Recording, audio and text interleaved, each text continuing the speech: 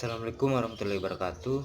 Perkenalkan, nama saya Lubis dari Universitas Cokroaminoto Palopo, program studi Teknik Informatika. Baik, pada video kali ini saya akan membahas materi tentang pengertian sistem operasi. Nah, apa itu sistem operasi?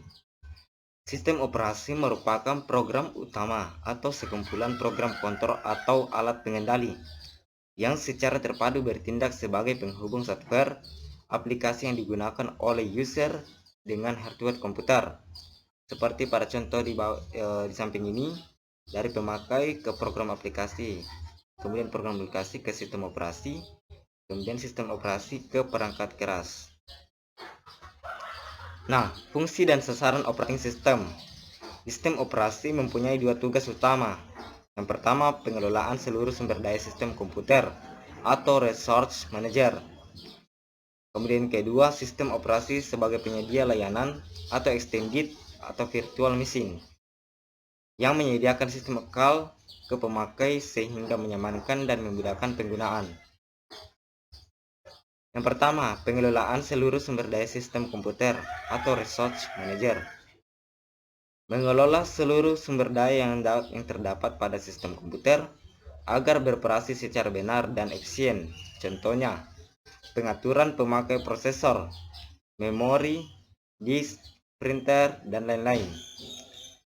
Pada sistem komputer, dimungkinkan beberapa job dijadwalkan secara bergantian untuk menggunakan prosesor. Setiap kali terjadi pergantian job, status eksekusi dari job sebelumnya harus disimpan, sehingga jika dieksekusi kembali lagi padanya, job tersebut dapat melanjutkan eksekusinya dari keadaan terakhirnya. Ini merupakan tugas sistem operasi. Sumber daya sistem komputer. Yang dimaksud sumber daya sistem komputer adalah semua komponen sistem komputer yang dapat memberi manfaat. Terdiri dari sumber daya fisik dan sumber daya abstrak. Sumber daya fisik. Sumber daya fisik contohnya, yang pertama, perangkat masukan, yaitu keyboard barcode reader. Kemudian kedua, perangkat tunjuk atau pointing device, yaitu mouse, joystick, leg pen, trackball, touchscreen. Kemudian yang ketiga, perangkat penyimpanan sekunder, yaitu floppy disk drive, hard disk, tape drive, optical disk, CD-ROM drive, DVD drive. Keempat, perangkat pencetak, yaitu printer dan plotter. Kemudian kelima, perangkat penampil, yaitu layar monitor dan LCD. Kemudian keenam, perangkat komunikasi, yaitu modem, Ethernet card, PCM SIA. Kemudian 7, perangkat memori, yaitu memori akses acak atau RAM, random access memory, cache memory, dan register. Kedelapan, perangkat multimedia, yaitu kamera, shortcut, dan radio. Kemudian 9, perangkat grafis, yaitu digitizer dan scanner. Kemudian yang ke-10, yang terakhir, perangkat pengendalian proses, yaitu sensor dan aktuator. Sumber daya abstrak. Sumber daya abstrak terdiri dari data dan program. Data berubah PCB atau proses control block untuk mencatat dan mengendalikan proses. Semafor untuk pengendalian sinkronisasi proses-proses. Berkas atau file untuk menyimpan data atau program. Kemudian program berupa kumpulan instruksi yang dapat dijalankan sistem komputer, dapat berupa utilitas atau aplikasi untuk tujuan komputasi tertentu. Kemudian kedua, sistem operasi sebagai extended atau virtual machine. Sistem operasi sebagai extended berfungsi memberikan abstraksi tingkat tinggi yang lebih sederhana dan menyembunyikan kerumitan perangkat keras. Contohnya, bagaimana caranya data-data dikirim ke printer lewat kabel paralel. Kemudian bagaimana sistem operasi menyimpan data ke suatu alamat disk. Kemudian melakukan perhitungan di prosesor. Kemudian menyediakan sistem call berupa API atau Application Programming Interface sebagai basis untuk program lain. Sasaran operating system menurut Sterling. Menurut Sterling, sistem operasi mempunyai 3 sasaran, antara lain kenyamanan, harus membuat pengguna menjadi lebih nyaman. Kemudian kedua, efisiensi, menjadikan penggunaan sumber daya komputer lebih efisien. Kemudian ketiga, mampu berevolusi, mampu melakukan pengembangan tanpa mengganggu layanan yang dijalankan sistem komputer. Layanan sistem operasi. Menurut Sterling, sistem operasi seharusnya menyediakan layanan-layanan di bidang berikut, yaitu pembuatan program, eksekusi program, pengaksesan perangkat masukan atau keluaran, pengaksesan terkendali terhadap berkas, pengaksesan sistem, deteksi dan memberi tanggapan terhadap kesalahan, dan akunting. Fungsi minor sistem operasi. Pertama, mengimplementasi antarmuka untuk pemakai. Kemudian memungkinkan pemakaian perangkat keras bersama. Kemudian memungkinkan pemakaian data bersama. Kemudian mencegah gangguan antar pemakai. Kemudian menjadwalkan pemakaian sumber daya. Kemudian memberikan fasilitas masukan dan keluaran. Kemudian memulihkan kesalahan. Kemudian menghitung penggunaan sumber daya. Dan terakhir menangani komunikasi jaringan. Subsistem operasi. Subsistem atau komponen sistem operasi antara lain: pertama, manajemen proses, kemudian manajemen memori, ketiga, manajemen berkas, dan keempat, manajemen perangkat masukan atau keluaran, kelima, pengamanan sistem, dan terakhir 6, sistem komunikasi. Kategori sistem operasi. Sistem operasi dapat dikategorikan sebagai berikut. Pertama, single user, kemudian single testing, kemudian multi user atau single testing, kemudian single user atau multitasking, kemudian multi user ke multitasking. Single user single tasking.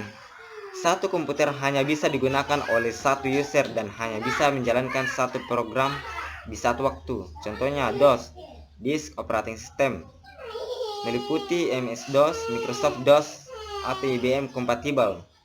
Kemudian PC DOS, Personal Computer DOS atau IBM. Kemudian DR-DOS, Digital Research DOS atau Kenovel. Kemudian multi-user single tasking. Satu komputer dapat digunakan oleh banyak user, namun tiap user hanya bisa menjalankan satu program aplikasi di satu waktu. Contohnya Novel Network. Kemudian multi-user ke multitasking. Satu komputer dipakai bersamaan oleh banyak user yang dapat menjalankan banyak program di satu waktu. Contohnya Unix, Linux, FreeBSD, Sun Solaris, atau sistem operasi turunan Unix, atau Windows dengan aplikasi Citrix, MetaFrame, atau hardware Office Station, dan lain-lain. Kemudian single user ke multitasking, yaitu satu komputer dipakai oleh satu user dan dapat menjalankan banyak program di satu waktu. Tampilan desktop atau GUI, contohnya Windows, Mac Operating System, Linux, Java Desktop System, Symbian, Palm Operating System, dan lain-lain. Kemudian sejarah perkembangan sistem operasi. Itu pertama, generasi pertama pada tahun 1945 sampai 1955, yaitu belum ada sistem operasi. Sistem komputer diberi instruksi yang harus dikerjakan secara langsung. Kemudian sistem komputer elektronik menggantikan mesin komputasi mekanis. Kemudian generasi kedua pada tahun 1955 sampai 1965. Yaitu komputer masa ini adalah batch processing system, suatu teknik pengurutan kerja secara otomatis untuk menghindari waktu menganggurnya CPU.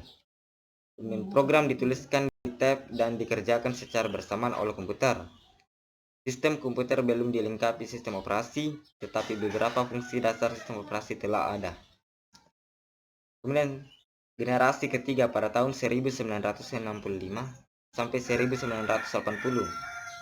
Sistem komputer masa ini ciri-cirinya adalah multi-user, multi-programming, kemandirian alat, device interdependensi, berbagai waktu, time sharing, spooling, program dapat dikerjakan walau input atau output masih mengerjakan proses lainnya.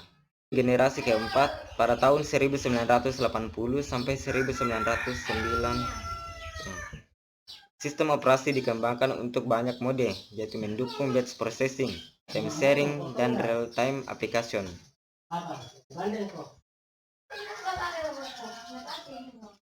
Sistem operasi generasi keempat ditandai dengan berkembangnya dan meningkatnya kemampuan komputer desktop dan teknologi jaringan. Jaringan TCP/IP telah mulai digunakan secara luas. Ciri-cirinya real-time application, network operating system, distributed operating system, mesin menu atau virtual machine, dan distribusi data. Sistem operasi generasi kelima pasca 2001 sampai sekarang. Mendefinisikan komputer generasi kelima menjadi cukup sulit karena tahap ini masih dalam perjalanan. Hal ini menampilkan seluruh fungsi yang diinginkan dari sebuah komputer generasi kelima. Memiliki kecerdasan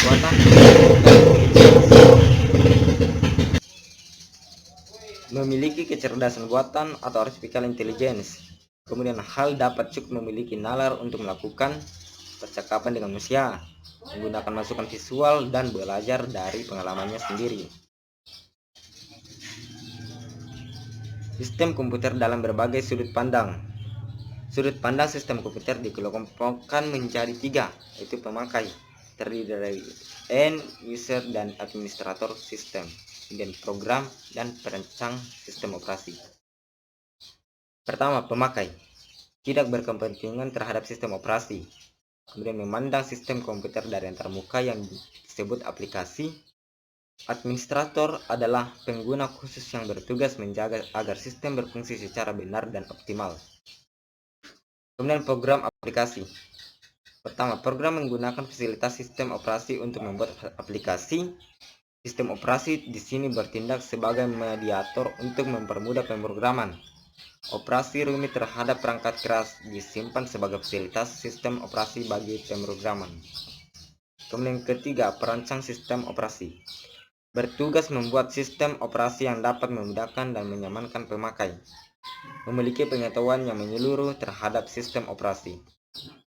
Nah, hierarki pandangan terhadap sistem komputer, yaitu pemrograman terdiri dari utilitas dan sistem operasi, kemudian pemakai awam terdiri dari aplikasi, dan perancang sistem operasi terdiri dari perangkat keras sistem komputer.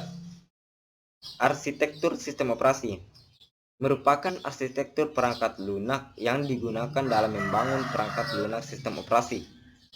Arsitektur sistem operasi yang terkenal antara lain: pertama, sistem monolitik, sistem berlapis, sistem client server, sistem mesin maya, dan sistem berinteraksi objek. Pertama, sistem monolitik. Sistem operasi sebagai kumpulan prosedur bahwa prosedur-prosedur di dalamnya dapat saling memanggil bila perlu. Contoh sistem operasi yaitu Unix. Kelemahannya, sulit dalam menyediakan fasilitas pengamanan. Pemborosan apabila setiap komputer harus menjalankan kernel monolitik, sementara sebenarnya tidak memerlukan seluruh layanan pada kernel. Kesalahan pemrograman di salah satu kernel menyebabkan matinya seluruh sistem. Keunggulannya, layanan dapat dilakukan sangat cepat karena terdapat di satu ruang alamat. Struktur Microsoft DOS, yaitu terdiri dari program aplikasi. Nah, program aplikasi ini terdiri dari program sistem resident. Kemudian program resident turun menjadi device drive dari MS-DOS. Kemudian MS-DOS turun dari device driver dari BIOS. Kemudian sistem berlapis. Sistem operasi dibentuk secara hierarki berdasarkan lapisan-lapisan. Dalam hal ini, lapisan bawah memberikan layanan untuk lapisan di atasnya. Pertama kali digunakan sistem operasi D, Venus, dan operating system 2. D dibuat oleh Dijkstra dan mahasiswa-mahasiswanya. Lapisan pada OS D atau operating system D itu lapisan 0, processing, allocation, dan multiprogramming, yang fungsinya mengatur alokasi pemroses dan switching, multiprogramming, dan pengaturan prosesor. Kemudian lapisan pertama, memori dan RAM manajemen, berfungsi alokasi memori dan RAM. Kemudian lapisan kedua, operator proses komunikasi yang fungsinya mengatur komunikasi antar proses. Kemudian lapisan ketiga, input atau output manajemen, yang fungsinya menyederhanakan akses input atau output pada level atas. Kemudian lapisan keempat, user program, yang fungsinya untuk memprogram pemakai. Kemudian lapisan kelima yang terakhir yaitu operator, berfungsi untuk operator. Keunggulan rancangan yang modular, penyederhanaan rancangan, spesifikasi dan implementasi sistem operasi. Kemudian kelemahannya yaitu fungsi-fungsi sistem operasi yang harus diberikan ke masing-masing lapisan harus dilakukan secara hati-hati. Kemudian yang ketiga yaitu sistem mesin maya. Awalnya struktur ini membuat seolah-olah pemakai mempunyai seluruh komputer sendirian. Mesin maya merupakan tiruan 100% atas mesin nyata. Teknik ini mulanya digunakan pada IBM S370. Teknik ini berkembang menjadi operating sistem emulator, sehingga sistem operasi dapat menjalankan aplikasi-aplikasi untuk sistem operasi lain. Contoh sistem operasi mesin maya yaitu MS-DOS, operating system MS-DOS, Windows NT dapat menjalankan aplikasi untuk MS-DOS, operating system 2 mode text. Pengembang Linux membuat DOS-M agar aplikasi MS-DOS dapat dijalankan di Linux, Wine agar aplikasi MS-DOS dapat dijalankan di Linux. Java dengan JVM, Java Virtual Machine, sehingga dengan JVM program kompilasi Java dapat dijalankan pada sistem operasi manapun yang memiliki JVM. Kemudian keempat, sistem dengan client server. Sistem operasi merupakan kumpulan proses. Dalam hal ini proses-proses dikategorikan menjadi server dan klien. Server adalah proses yang menyediakan layanan. Klien adalah proses yang meminta layanan. Windows 2000 Server dan Linux. Struktur client server. Nah, berupa user mode, terdiri dari client browser, server browser, proses, terminal server, dan file server. Sedangkan kernel mode terdiri dari microkernel. Masalahnya, tidak semua tugas dapat dijalankan di tingkat pemakai, dan solusinya proses server kritis tetap di kernel, mekanisme ke kernel seminimal mungkin sehingga pengaksesan ruang pemakai dapat dilakukan secara cepat. Keunggulannya, pengembangan dapat dilakukan secara modular. Kesalahan satu subsistem tidak merusak subsistem lain, mudah diadaptasi untuk sistem tersebar. Kemudian kelemahannya, layanan dilakukan lebih lambat dan pertukaran pesan dapat menjadi bottleneck. Kemudian sistem berorientasi objek. Dalam sistem ini sistem operasi merealisasikan layanan sebagai kumpulan objek. Pendekatan tersebut dimaksudkan untuk mengadopsi keunggulan teknologi berorientasi objek. Model ini terstruktur dan memisahkan antara layanan yang disediakan dan implementasinya. Contohnya Amoeba, Eden, Medusa, Clouds, Microsoft Windows NT. Sekian dan terima kasih dari materi yang saya bahas pada sistem operasi kali ini, dan saya akhiri dengan ucapan wabillahi taufiq wa hidayah. Wassalamualaikum warahmatullahi wabarakatuh.